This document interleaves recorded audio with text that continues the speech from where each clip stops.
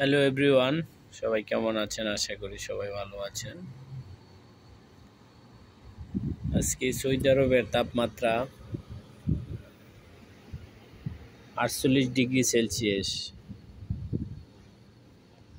আর সেই 48 ডিগ্রি তাপমাত্রায় আমাদের বাংলাদেশি যারা আছি প্রবাসে সৌদি আরবে এবং অন্য দেশে যারা আছি, তারা প্রত্যেকেই এই 48 ডিগ্রি সেলসিয়াসের তাপমাত্রায় কাজ করতে হয় বা কাজ করা হচ্ছে। কিছু কিছু সেক্টরে বা কিছু কিছু ক্ষেত্রে দেখা গেছে কি কাজ সকালের দিকেই সকাল 6টা থেকে 12টা পর্যন্ত কাজ করে স্টপ হয়ে যায়। তবে কিছু কিছু সেক্টরে আবার সারাদিনই কাজ করা লাগে।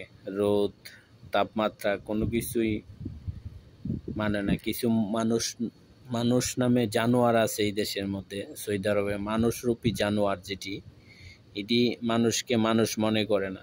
তারা মনে করে গরু ছাগল। আর গরু ছাগলেরও তো মানুষ রৌদ্র উঠলে পানি দেয় বা একটু ঠান্ডা স্থানে বসার জন্য বলে। কিন্তু এই দেশে মানুষরূপী কিছু জানোয়ার আছে, এগুলা মানুষে অনবরত কাজকর্ম এবং কাজ করে হাঁটিয়ে যায়, কিন্তু টাকা দেওয়ার সময় দেখা গেছে কত রঙের বাহানা শুরু হয়। তো আজকে এই কথাটা বলার উদ্দেশ্য হলো 8 বছরের অভিজ্ঞতা থেকে সৌদি আরব বলতেছি। বর্তমান সৌদি আরবের পরিস্থিতি খুব ভয়াবহ।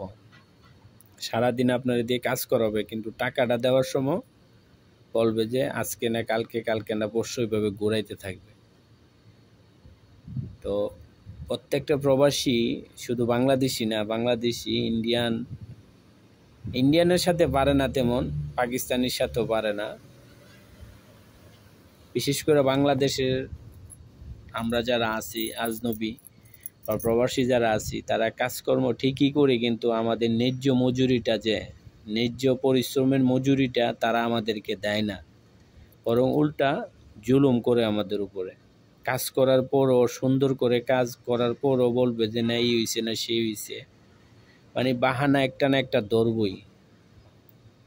কিছু কিছু ক্ষেত্রে তো সারাদিন কাজ করাইয়া সন্ধ্যার টাইম হইলে একটা উসিল্লা দইরা বাস কাম বন্ধ, কাম করন লাগতো না, শেষ, বিদায় করে দেয়। টেহাও দিল না, সারাদিন পরিশ্রম করাইল।